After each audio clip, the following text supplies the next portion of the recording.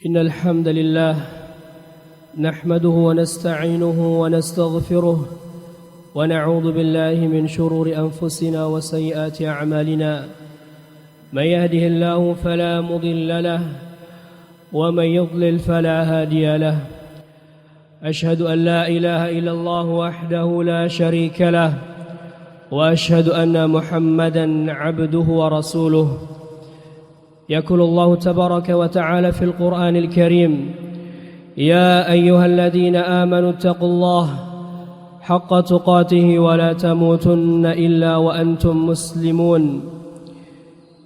يا أيها الناس اتقوا ربكم الذي خلقكم من نفس واحدة وخلق منها زوجها وبث منهما رجالا كثيرا ونساء واتقوا الله الذي تساءلون به والأرحام إن الله كان عليكم رقيبا.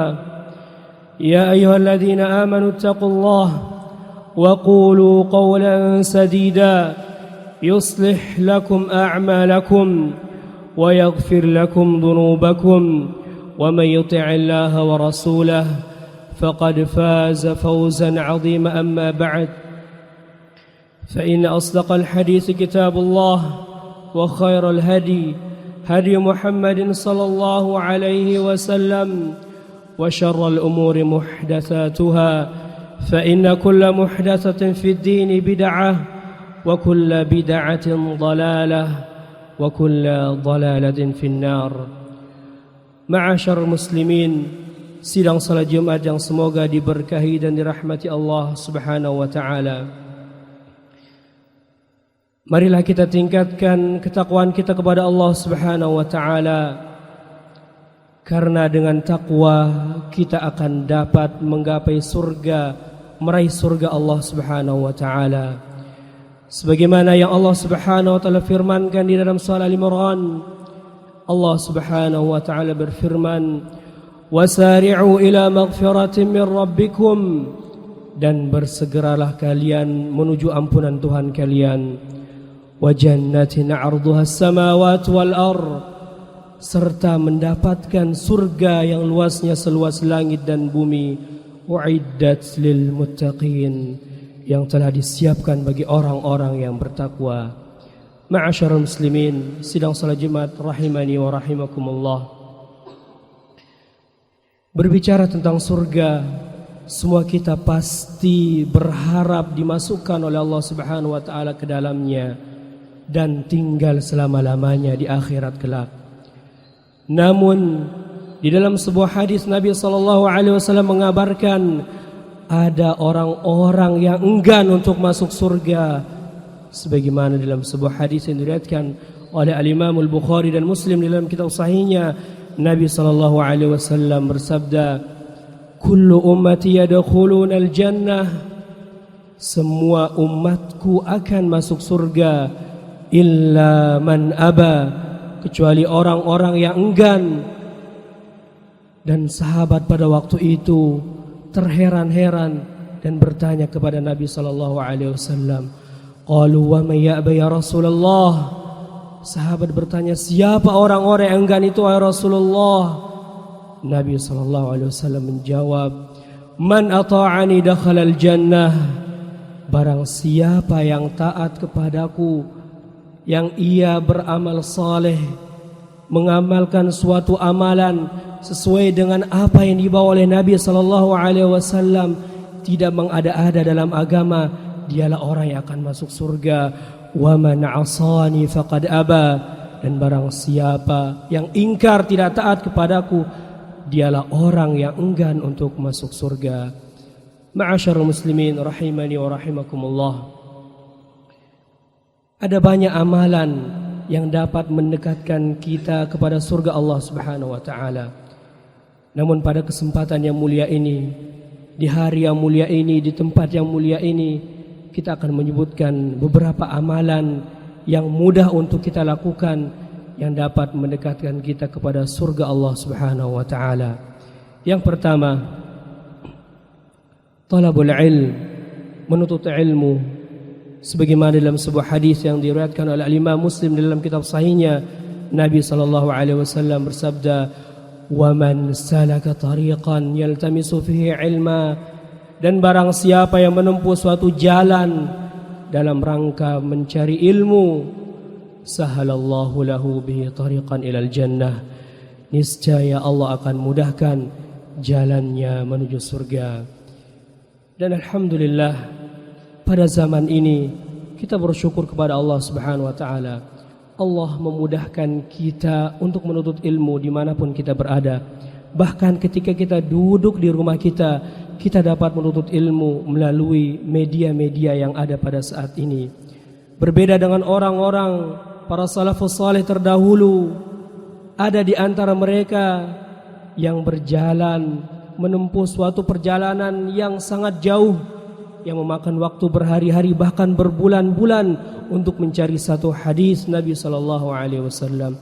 Maka ini suatu nikmat yang patut untuk kita syukuri, dan dengan syukur tersebut Allah Subhanahu wa taala akan menambah nikmat-nikmat yang telah Dia berikan kepada kita. Kemudian amalan yang kedua, husnul khuluq, berakhlak mulia.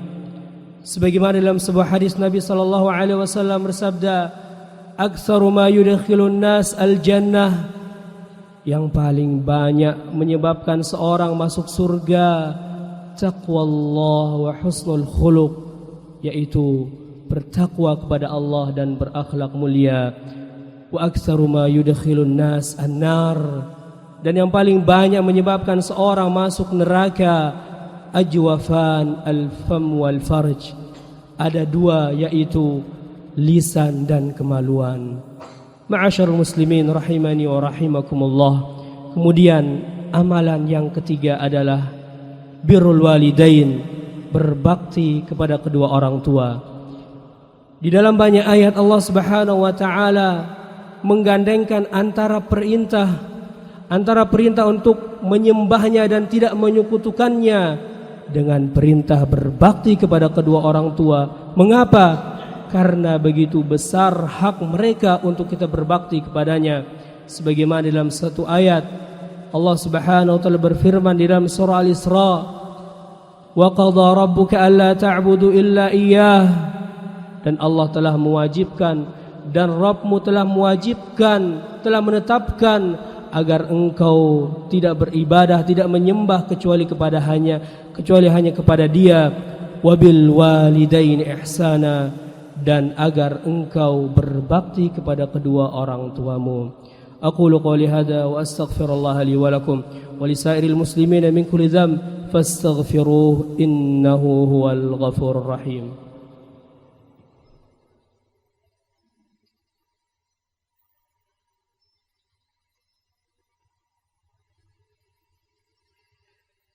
Alhamdulillahi rabbil alamin, wassalatu wassalamu ala rasulihil amin wa ala alihi wa sahbihi ajma'in, amma ba'd.